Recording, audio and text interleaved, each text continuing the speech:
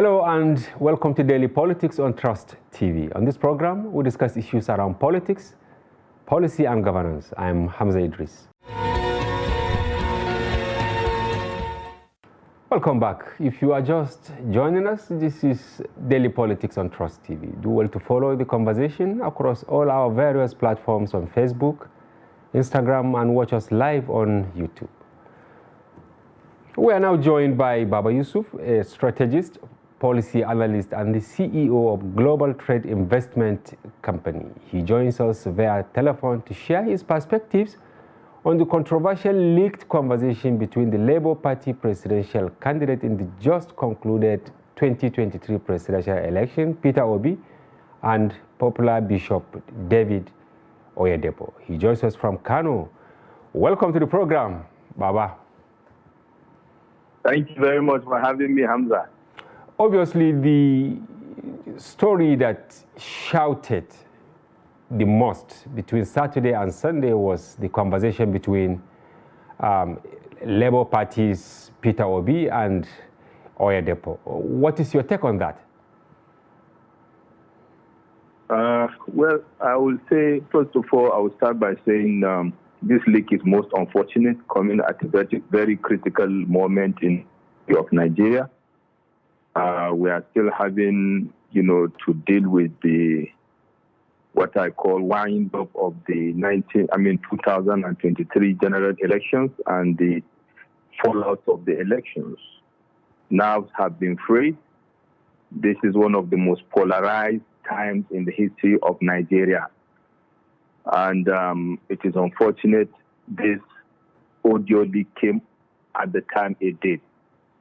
Yeah. This is without prejudice to the authenticity or otherwise of the content at audio, but suffice it to say, now it beholds on the critical players in this audio to come through with a position different from what we have heard.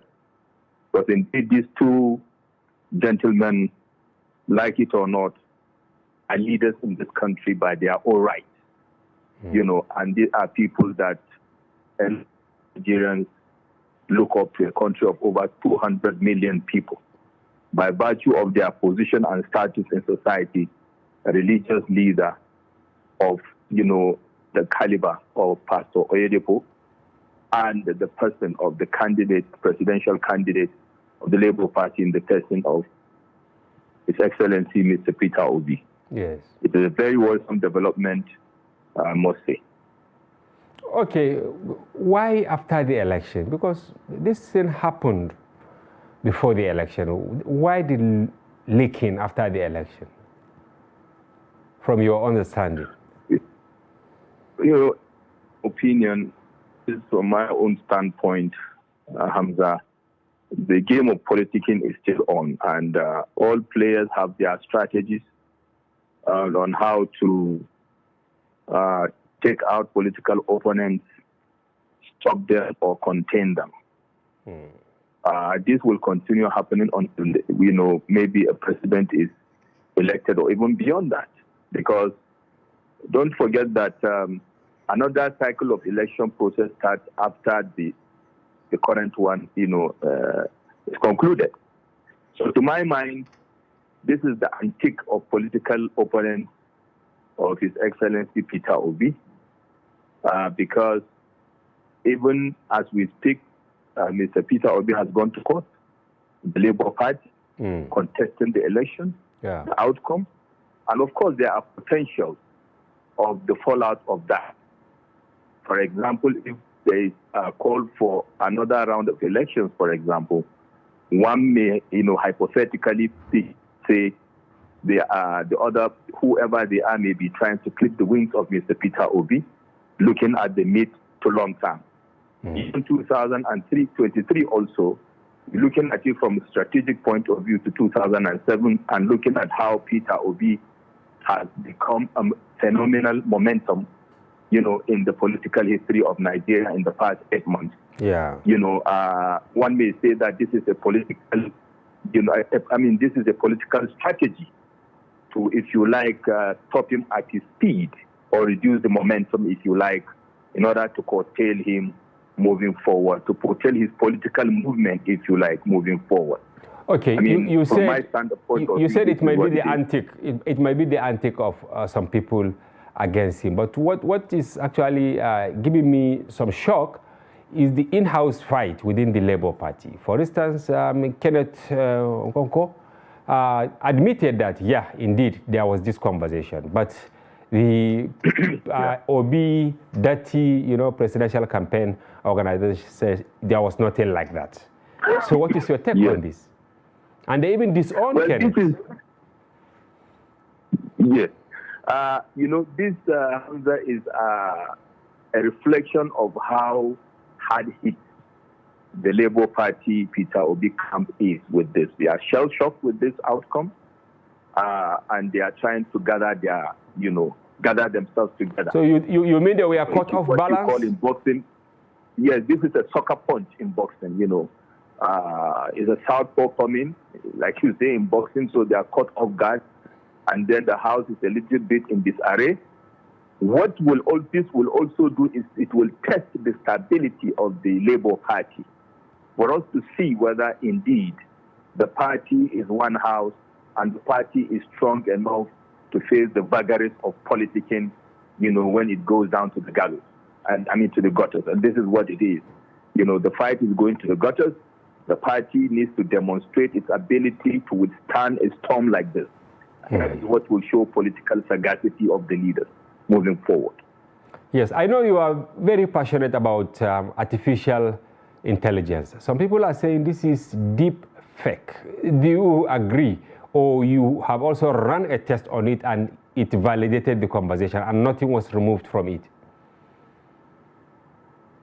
Well, Hamza, it is still very difficult in my own particular case and for a lot of people to actually ascertain with all authority that this is deep fake or this is authentic. Indeed, I don't have the tools, even though I have the IT background, a chartered ICT professional as a background, but I will not have the locus to confirm the veracity or otherwise of this particular audio. So far, the position of Mr. Kenneth Okonkwo indeed gives some credence to the validity or veracity of this audio. Yeah. The opposite position taken by the campaign organization also, to my mind, further, pushes people to start thinking that this is just an act of damage control by the other camp.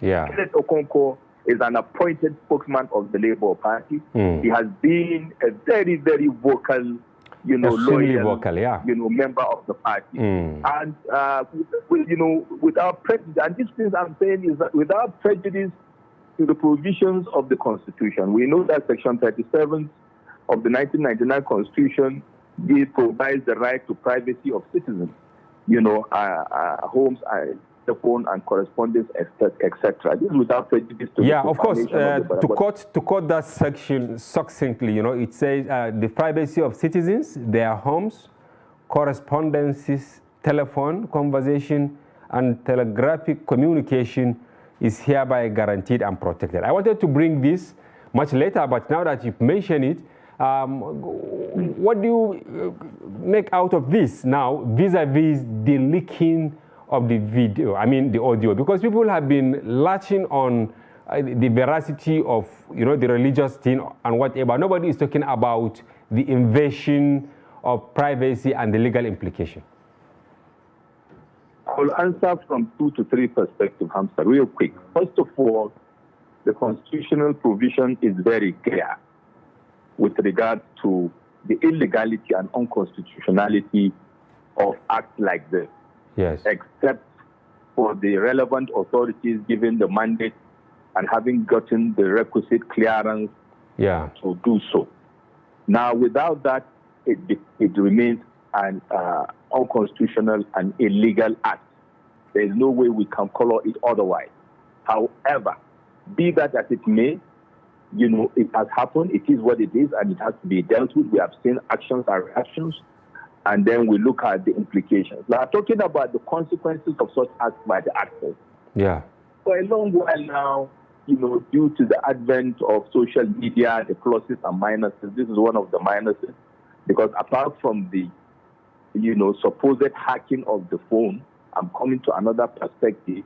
There is this issue of uploading it on social media. Yes. And if that is the case, what we have is a situation whereby it is out there, it needs to be dealt with. But the question is, how many of such situations have been unearthed and people have been prosecuted, for example? This is just one. So everything goes in Nigeria. Cybercrime is not really being the last 2-3 years we have had the way it should be. Of high net worth individuals conversation. I don't want to mention names, and it just goes down and slides away and off rather. But this one is very thorny because of the content of the conversation, the personalities involved, and the timing of the release of this information.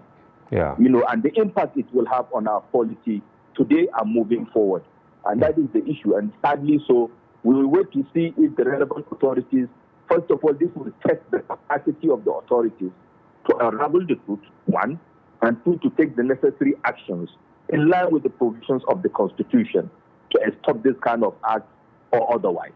Okay, Valentine Obeyem, that's spokesperson of OB, he alleged that it was actually somebody in Inewi that, infringed on the privacy of Mr. Obi. And he alleged that the powers that be, I don't want to mention name because he too did not, they are perusing Obi's, phone calls for the last 3 years, but they will mention them at the appropriate time.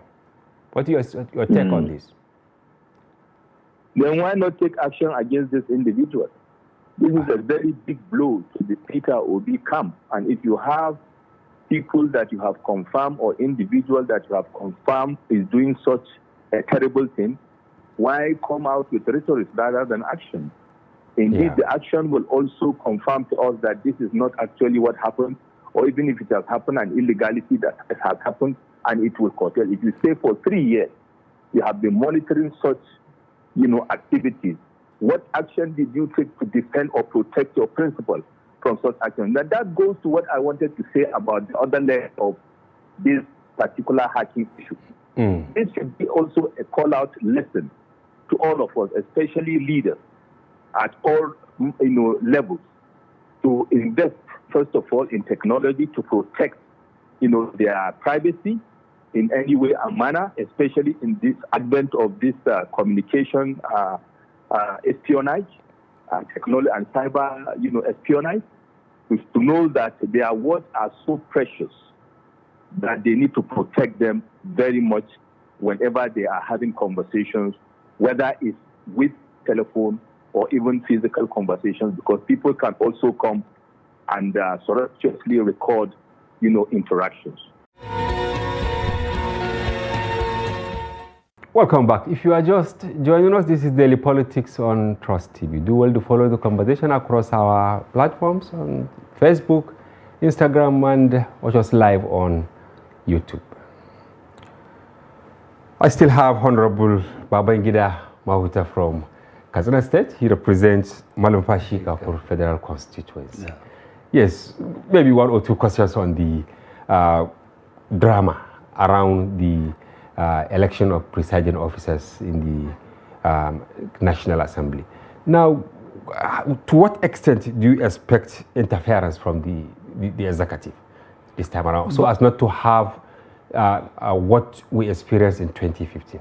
You are a ranking member. You see, if you look at what happens, like you said, in the 8th Assembly, where the party could not manage itself, and what happened. And if you notice, subsequently, during the 9th Assembly, they were very careful, and they were timely. The intervention was timely. The position of the president was very clear, and the position of the party was very clear. You see, under normal circumstances, those of us from other sides, we believe that that speakership was just the president that gave Pemi, but not the Southwest. Okay. Because you see, all of us, we came out aspiring to become speaker. And one of the reasons why we were told not to is because the president came from my state. But you see, if the president came from my state and the vice president also is from the southwest, so why should PMI be allowed to contest? The seat of the president and the vice president is a joint ticket. Yeah. So anything that does not permit me, because the president comes from the same state, that disqualifies me, is the same disqualification that disqualifies PB. But because of what happened in the 8th Assembly, certain considerations were ignored, and that was why at the end of the day, PMI was able to become the speaker. You see, we've been hearing a lot of people, some of the aspirants, especially those who we believe may not like the position of the speaker, may not be likely be zoned to their side. They are saying that they want to run an independent project, and we laugh. Okay. Because we know that none Maybe of a repeat of what happened. None of them has the capacity. None of them. And I say it, none of them can do it. So there will be mutiny of sorts this time around. You see, all of them will rely on the party for support, and they can't work against the party. Okay, final question on the National Assembly. Are you not worried, the attrition rate? How many members, original members, well, who had experience are going back? You see, it's a source of worry, but most of these problems was caused by governance. You see, when you don't allow democracy to work, when you don't allow people to select who represent them, then that is the beginning of the problem. So how are they going to cope now? Because you've been in the National Assembly since 2011, right? See, it's going to be honestly a serious challenge for any presiding officer. This time around? Yes, because we have more than 100 committees, and in the 9th Assembly, only 47 came back. In the 9th Assembly? In the 9th Assembly, member of the 9th Assembly that came back. You were among the lucky ones that came back? Yeah, I didn't come back. I didn't come back. I went to contest for the Senate and I lost. No. I'm going to that issue of the Senate. No, that's why I said I didn't come back. Exactly, I'm a sitting member, but yes, that's what I'm saying. Yeah. I have not returned for the 10th Assembly. I'm not one of them. Yeah. So what we are saying is that, you see, if you look at, even though you have not reached that side, you see the governors, in most cases, interfere with what the people want. And that caused us a lot of problems. Sometimes, as a result of those actions, the party lost out to opposition party. Like what happened to you in Katsina? You see, if you look at Katsina, when we, in 2011, all the senators and members were new. We were 12 members CPC and 3 members PDP. Later on, Nasru Sanzang Gondara moved to CPC. He left PDP, so we had 13 members and 3 senators. And all of us were new. Yes. So when we came to the 8th Assembly, APC won throughout. All the 3 senators and all 15 members House of Reps. The Buhari thing. Yeah. So unfortunately, because we couldn't manage ourselves as a party, and the leadership could not also manage the aspirations of people, certain sentiments were introduced. If you look at the performance of Katsina, in terms of the returning members, we only have 2. Yeah. It's only Sada Soli and somebody from the PDP, Salisu Majikiri, that was a former member that is returning now. But all the other 13 are new members. Yeah. And the implication of this is that, you see, when you're allocating chairmen or committees, you also consider cognizant experience. Because you give people that you believe can manage the committee, because none of them will have less than 30 members as their committee members. The least you have 26. And part of those 26 members you may have some experienced members. You may have some ranking members as members of the committee. So sometimes it's very difficult for chairman of the committee to function effectively. So in the course of his performing his duty, you see there are a lot of mistakes, errors, and blunders, which we just manage it within ourselves. Now we have over 222 members as new, and we have about over 100 committees. Yes. If you say, okay, 100 committees and 100 deputies, that's about 200. You know what I'm saying? Yeah. So you don't have that number that can effectively manage and preside over committees. So it's actually a problem. Honestly, they have to embark on aggressive Okay, I actually asked you this question on the attrition, because whoever we ask, most legislators, they take the blame to the governors. But we, in the course of our analysis, sometimes we see you, the representatives, are the architects of your problems. For instance, you, Honorable, you've been in the House since 2011. Yeah. But during the last season, you now, apart from leaving the APC for NNPP, you didn't vie for the House. You went for Senate.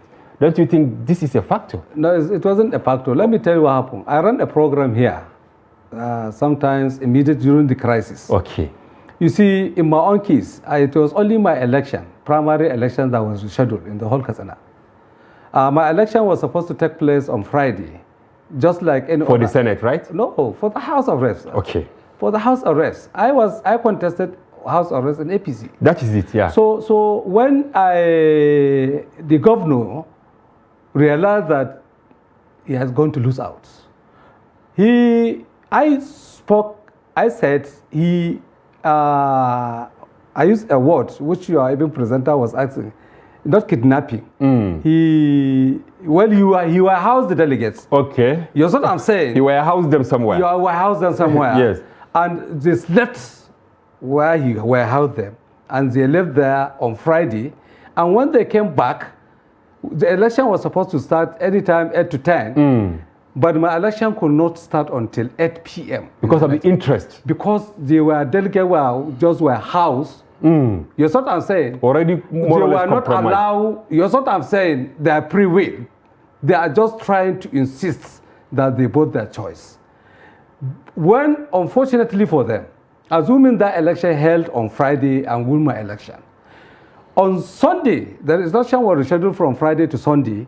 On Sunday, these people, surprisingly, after we have done accreditation of delegates on Friday, and the election commenced, we have done 1, 2, 3 wards, then there was a heavy rainfall, which disrupted the process. Yes. When we come back on Sunday, they come with a different list. Not only different list, they even changed the committee. Because it was very clear for them that they're going to lose out. And they are bent down on, they must replace me. Well, I prayed to Almighty God to choose for me. I pull out. I went to NNPP. Yeah. I went to NNPP because I believe me and Rabi Ukonkoso, we share so many things in common. Because what we're after is our people. On the day they did what they did, go and ask anybody in my constituency.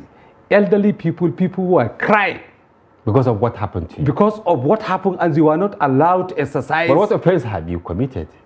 Who? You. Well, I don't know. For you not to be in the that good books of the question government. should be, you should answer it. We done it the first time. In 2011, he didn't support me, I won. In 2015, he didn't support me, I won. In 2019, he didn't support me, I won. So that thing is on them. That this time around, he's the governor. And look at the implication of what he did. What are the implications? About 6 members, sitting members, full out of APC. Yeah, I have names, of course, many including yours. You see, they pull out of the APC, left, yeah. and at the end of the day, look at what happened now. Between the APC and PDP, look at PDP had 6 members. 6 members. So if not for imposition, this even, wouldn't have happened. You see, not even that, because APC is intact in Katsina. Let me tell you, if not because he did what he has done, APC will have doubled their votes. Whatever votes they score here will have doubled. For the governorship, or you are a part? And even if you go and see what happened in Mashidusi, they negotiated. Because of the crisis between Shema and Lado Group. So they negotiated and sacrificed their candidate for Mashidusi and allowed PDP to win. So who is the biggest loser in Katsina now, in what happened? Because I know that even during the gubernatorial primaries, it was alleged that the governor did not support Rada, and at the end of the day, he too maneuvered his way to, he was able to win his election. You see, it's just unfortunate. Very, very unfortunate. When you are a leader, you should maintain that role God has given you. You see, polity is like a game of chess. Once you make a wrong move, you are finished. Welcome back. If you are just joining us, you are watching Daily Politics on Trust TV. Do well to follow us across all our social platforms on Facebook, Instagram, and watch us live on YouTube. I still have Paul James, Program Manager, Elections at Yaga Africa. Welcome back. Thank you. Yes.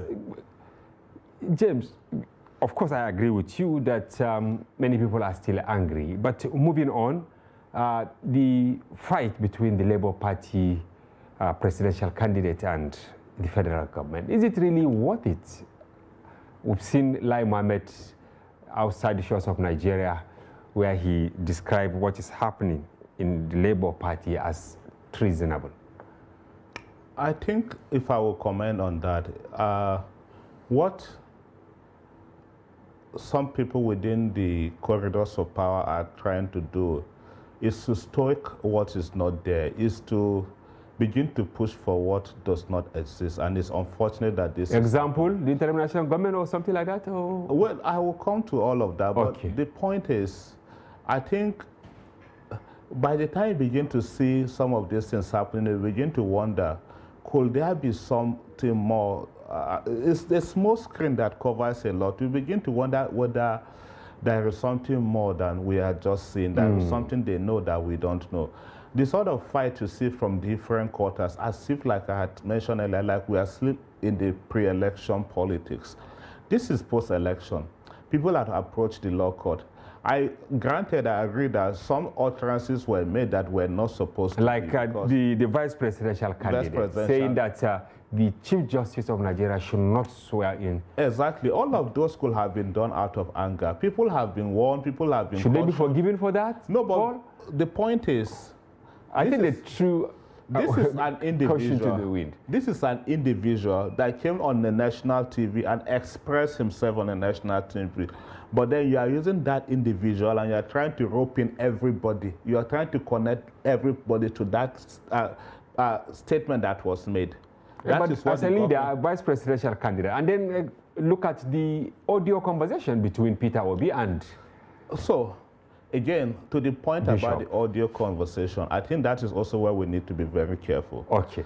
Because this was said in English doesn't mean it wasn't also said in other settings or in other languages, one. But this other point also is to say that these were private conversations that somebody tapped into. If this is happening to these two people today and we are all laughing as if it's not a problem. You are not talking about the legal implication. Legal implication. The privacy. It's a constitutional problem. Section 35 of our constitution talks about tapping into this sort of conversation. We are not even looking at that. And it is unfortunate that it is even people in government that are promoting this further. If it happens to this, look, I have condemned everyone that had happened before now. There is the one that has happened also between Atiku and one of his boys. Achimugu. Yes. Right. And then somebody from a minister in this government is even the one pushing that he has taken Atiku to the court and all of that. And they said, bring your evidence. And this minister is trying to bring this young man as his own evidence. Wiretapping, without even understanding the implication of this. There was also another conversation at some point in the past between the vice presidential candidate of the APC and somebody from that one, I think they dismiss it. They said it was actually deep fake. Everybody will also dismiss it. Even this one about Obi had come out to dismiss it. So what do you believe? What was the source and all of that? If you begin to if you want to begin to deep into that, even though he's spokesperson, I live with anxieties around the elections period, because even me as an observer doesn't even feel comfortable. I always feel like somebody is listening into my conversation. So I'm always careful about the kind of communication I make around the election period. Family members who call me, I'll be rejecting their calls around the election because we don't know who is listening in. Wow, you don't want to be caught out of context. So that is the point where we should start to drive this from. And then the next year, hearing things like somebody is trying to cause insurrection and all of that. And what is baffling about this whole of this is that the modus operandi we see in this government is they don't even talk to us as Nigerians. You go and be talking to the press outside. Okay, you are now making reference to the Minister of Information. He ought to have said this here in Nigeria. Yeah, he could have addressed this. And what exactly is it that is also treasonable in what they did? Because as far as I'm concerned, we don't need to start gauging people or even gauging the press and all of that, because... but is it correct for someone to say that an elected president, you observe the election, you know there was a winner, right? Yeah. Should that be, you know, a latitude for someone to say that person should not be sworn? Well, I have not landed on my point. All right. The point I was trying to make about Lai Mohammed and all of that is, public protest and all of that is a fundamental right that everybody has, so long as it is done in a civil manner. And even when some of these things are done, police protection are provided. What I am worried is that people are beginning to use state institutions to promote their personal agenda. If you go back from even the statement that came from the DSS, you are hearing things like people should not be doing frivolous court petitions and all of that. And then this one that is also coming from Lai Mohammed. These were the same people. Is that the purview of the DSS, or you think they shouldn't go that far? For the DSS, for God's sake, they are intelligent group, they are gathering information. If you have information about Paul, come and pick up Paul. Okay, instead of going to the press. Because that is, for me, overheat the Polity again unnecessarily. What has come out of that statement from DSS up to this moment? Who has been picked? What interrogation have happened? Nothing. What did they do? Just to stoic, Maybe we, the press, and then you, the civil society, should tax them to tell us some of these names, because very likely they have picked up some people. The one thing I know about this country, and perhaps you should take that also as a tax, every week I feel like there is a distraction. Every week, and I see all of this as distraction. Okay, how do you mean? Okay, distraction, when maybe there is a serious matter? Every week there is something new in this country. Every week. To which end? To which end, yeah. This week is Lai Mohammed. Okay. Last week was DSS. If you start going back like this, the other week was Dati. Every week there is just something that for me causes distraction in the But politics. who is doing that? You think some people are tailoring the happenings? Is also part of governance. In case you don't know, this is also part of governance. This time, I agree. So most of this happens sometimes. Then the distraction is to which end? To distract from whatever is happening. People are in the court, for instance. Questions are being asked. Nigerians also want to have idea how all of this are going to end. Yeah. By the time you bring all of these distractions, people forget other questions that were asked, and then you focus on this latest distraction. By the coming week, another distraction will come up. Both parties are in the court. As far as I'm concerned, at this point, they should allow the court to take the law to take its course. There is no point for all of this and that is happening. So there is a tendency that maybe they are deceiving Nigerians not to concentrate on the serious issues. For somebody to come and be saying, for instance, that there will be no democracy, I don't think it is. That is totally uncalled for. I know the person is angry. Yeah. There are a lot of ways to channel your anger. A lot of ways to channel the anger. And how did the other people respond to that? This wasn't also the first time. Other people have also made statements that were even worse than that. So where should be the limit, Paul, for the government and for those that are aggrieved, the politicians? Exactly. Where should be because they have gone to court. For instance, the expectation is that they will wait and see how it goes. This is also where you want to see leadership. Leadership on the part of the government, leadership on the part of the president. Sincerely, at this point, look, we need a country beyond election. Of course. So this is when you important. want the president to call every party in this to order. This is a president that, as far as I'm concerned, has nothing to benefit beyond it, because his biggest dream is to hand over Nigeria, to take us through a peaceful democratic process, hand over and retire back to his village. So I think this is when we need to begin to do this. Sincerely, there is no point. It is easier to build, to destroy than to build. By the time all of these processes is over, it may be difficult for you to even trust me if you and I in the same country. Other places that had issues, this is how they all started. Yeah, but Paul, it appears our perception about election is different in Nigeria, that only when the loser wins that things will be fine. I was about to make the same point, that even for the government that is shouting now, when they were in the opposition, it was the same thing that they were shouting. When they were in the opposition, when they were in the position, everything that these people did now, they learned from them. Everything. All the public protests, so going to kind of a cyclical thing. Going to INEC offices and all of that, it did not start today. There was a precedent. It started from somewhere. So somebody is just ordinarily doing what others have done in the past. So we should start from there. But again, we need to have a hard stop on all of this and allow the institution of governments to work. Who will lead the crusade? That's what I'm saying. one, it has to come from the government, but two, those institutions of government also have to start to do things that are right by the people so that we don't need all of these protests. Don't forget, you are just looking at the national protest that is happening. You got about 4 or 5 states that are also protesting the outcome of the election. Nasarawa, Kaduna, you can mention them, that are also protesting the outcome of the elections in their own state. We need to start looking from that angle. Why will an election happen and people will feel aggrieved? I know you had the point that because some people lose and all of that, but because there was also a process that indicated that there was an attempt, or that there is an indication to show that somebody didn't really want the process to go the way people wanted. For instance, if you think about even the results upload, people can argue that INEC, the law only allowed INEC to keep the paper copy and all of that, but INEC had made a commitment to Nigeria. If you are the body responsible for conducting the election, and sometimes in November of last year, the chair had told Nigerians that we are going to transmit these results at the end of the election. We had it from reliable sources, and I'm sure you too had it on the glitch they encountered. What is the glitch? Good. They said for the governorship or for the National Assembly, for instance, which was done together with the presidential, right? Of course, they had done off-season elections for those elections, like House of Reps, Senate, they have done off-season. But for the presidency, they didn't do that. There was no off-season election, and there was no mock trial. No. I mean... No. I beg to differ. Applauding. Yeah. Let me tell you this. Yes. The commission had all the opportunities to do that. My worry with they said they will be suspected if they said they will do the mock exercise for the presidential. Wait. My worry with the commission is sometimes we like to do trials during when we are supposed to do the main work.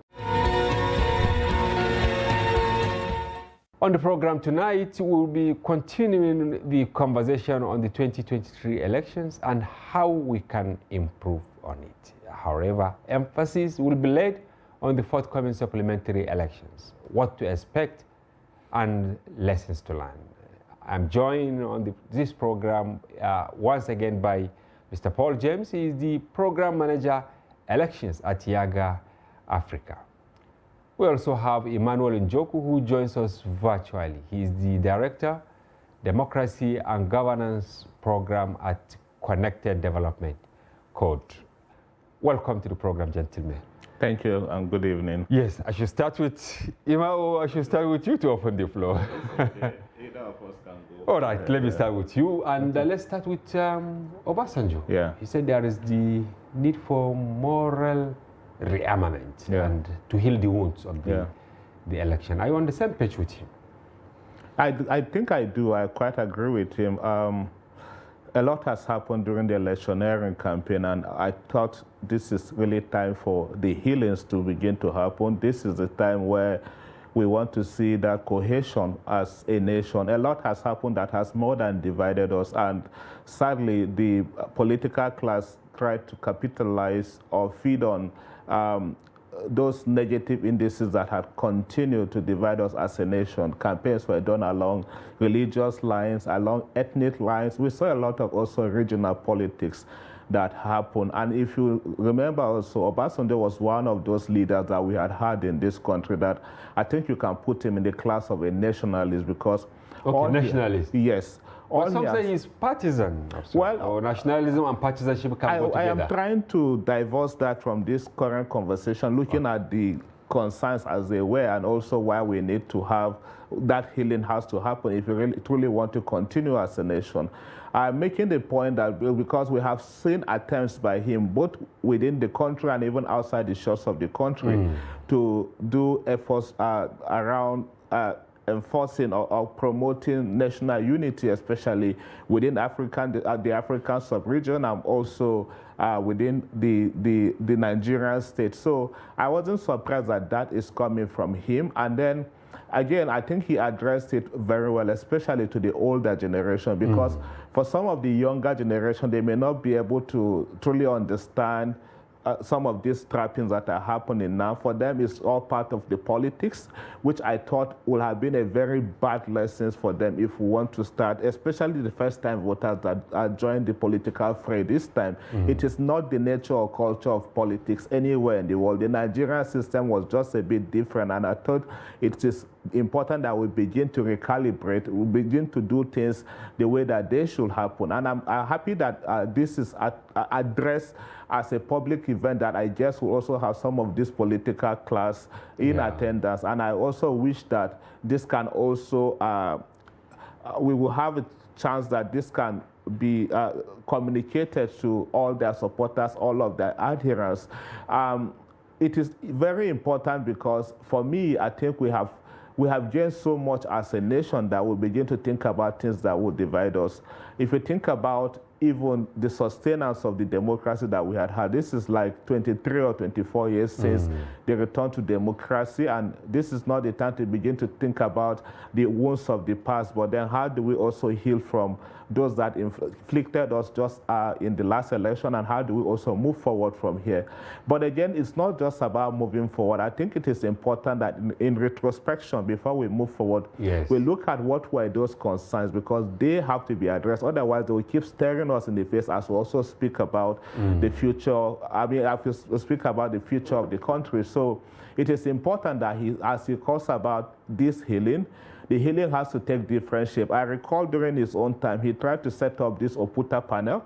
If you recall, there was this panel that even had him appear before the panel to speak to some of those things that people thought he had done in the past. Maybe something like that. Something of that shape, or just a way that we can bring the country back together, bring the regions back together, and begin to see how we can throw away those things that divided us in the election, and how we can begin to rebuild. Like I had always maintained, it is easy to destroy, but building will take a long time. So again, as we go through this process, I think what is very important is also to be patient, and also that the younger generation will begin to tell them some truths about Nigeria, because oftentimes we just want to dismiss or hide under certain things, ignore serious matters. That's why I say if we want to truly move forward, let us open up the wound first and understand what were the issues, and begin to build those blocks gradually, and hopefully Nigeria will heal from there. All right, Emmanuel, what is your take on this? Remember that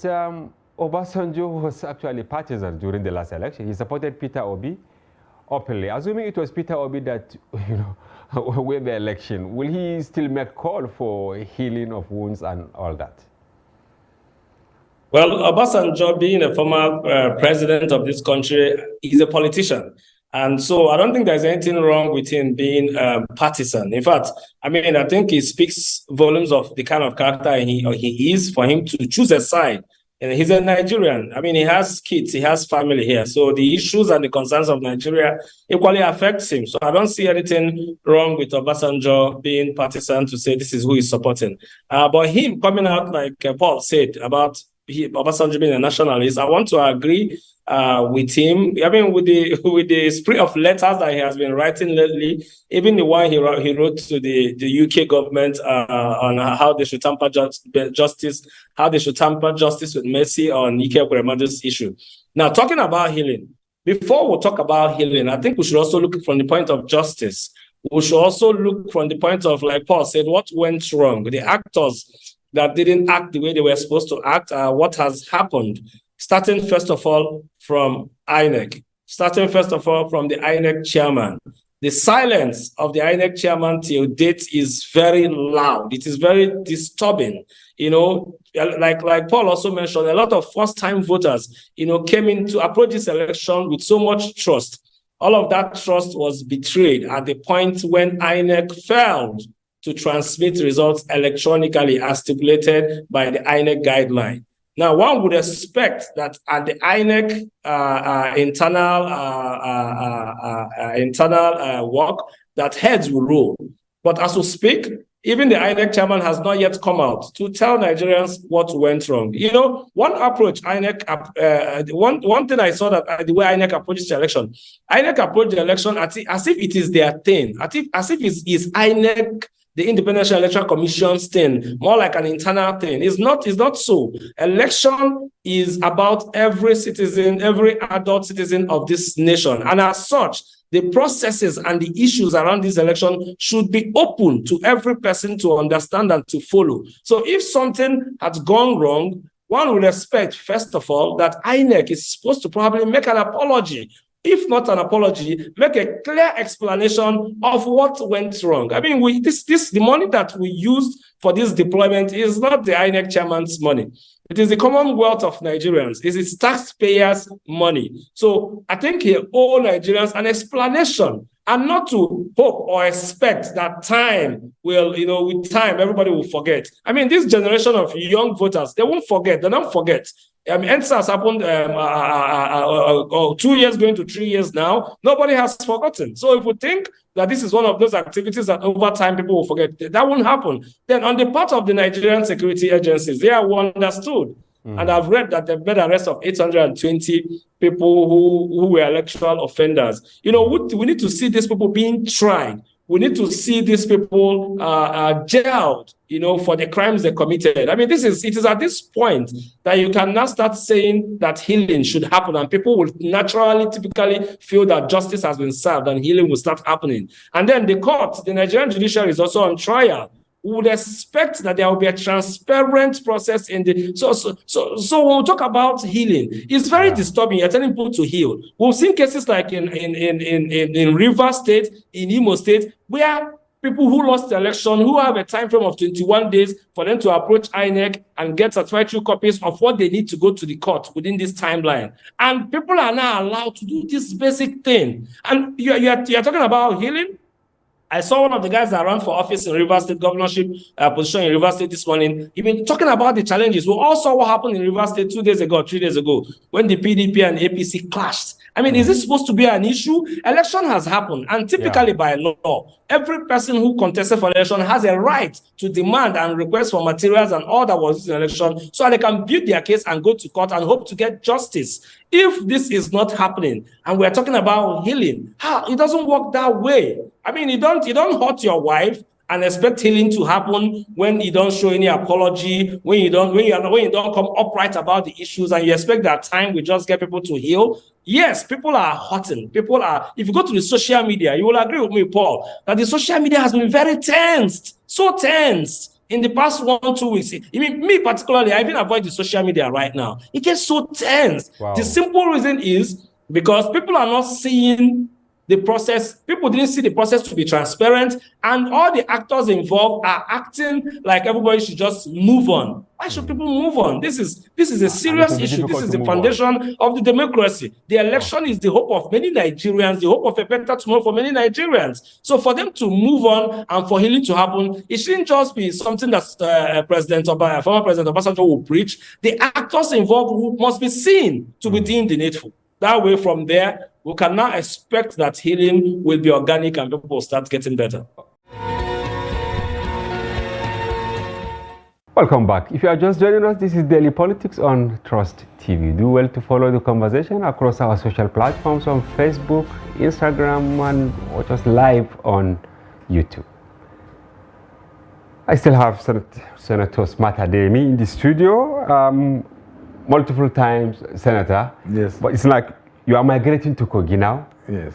To serve as governor. But it's like the scene is crowded. 18 contenders. Are you not intimidated? 18, yes. I'm not in any way. Because more than ever before today, Nigerians, they don't look at your party. They look at the person they are voting for. And they ask questions about your personality, your identity, your track record, and what you are professing, and what people say about you. In politics, understanding an individual, a contestant, as far as the electorate are concerned, there are 3 factors they now consider. The electorate? The electorate. Okay. They consider the antecedents of the person who said they should vote for him. Apart from that, they consider what other people are saying about that candidate. The next thing is they consider what the man is saying, what he's professing. three factors now determine who wins election in Nigeria. And you think you have this? Well, I've been around for a while, and leadership is a process.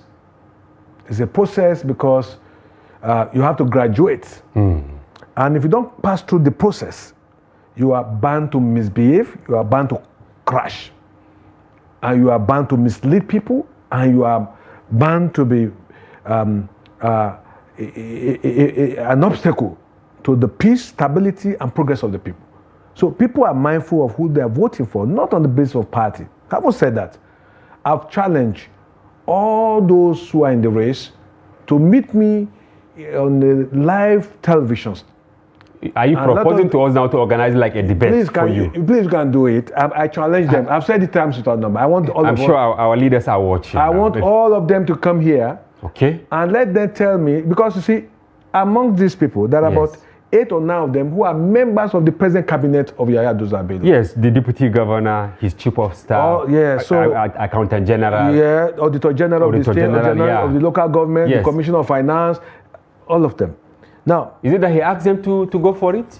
Because I have a story. Well, anyway, I'll not say it here. I wouldn't know, but I just know that they cannot have the audacity of contesting without having the permission to do so. Okay, I wouldn't want to go into how they the question how some people got money to buy a form of 50 million. If you are just 3.5 years in service and as a commissioner, you know, all those are not my business. But what I want to tell you is that the governor and I have no problem with him. How do you mean? But you know you have problem with him. He's my leader. He's my governor. Okay. I was the DG of this campaign for him to come back second time. If I'm not of any electoral value, they wouldn't ask me to be the DG. And he too, on his part, he supported my coming back for third term. Maybe without him, I wouldn't be back as a third term, maybe. But to the Senate. To the Senate. So I give him the credit. And I've continued, and I'll continue to give him my respect and to give him my honor. No, having said that, I'm contesting because I'm not in that, I'm competent, and I'm better than all of them. How do you mean? Because of my exposure, because of my education. Being in the Senate 3 times? Far more than that. I'm the first in Kogi State to be in the Senate 3 times. I'm the first in Kogi State, in my central district, to be in the Senate 3 times. Okay? So, Kogi is a complex state, and Kogi is a state where we don't have illiterates in Kogi. Everybody is educated. When you talk about politics, everybody is a professor of politics in Kogi. Like you have 18 crowded. Yes, but I will tell you this, that I probably have more exposure than probably all of them. I am a journalist. I was a union leader. I was NUJ national president. I was NUJ national vice president. I was NUJ state chairman. I travel around the globe. I've been to over 30 countries of the world. I've seen structural development. I've seen human development. I've seen what it takes to develop a people. I've seen what it takes to galvanize socio-economic development. I've seen what it takes to promote industrialization. I've seen what it takes to empower the people. I'm exposed. I'm educated. But I was scared earlier when you mentioned building walls. I said, maybe this is what you will take to Kogi also? No. Okay. If I get there as a governor, I will ensure the speedy acceleration and development and production, revamping of Ajagut iron and steel. Kogi today, in case you don't know, we have no less than 27 solid minerals that of commercial value, commercial quantity in Kogi State. 27, not 10, 27. We have the River Niger.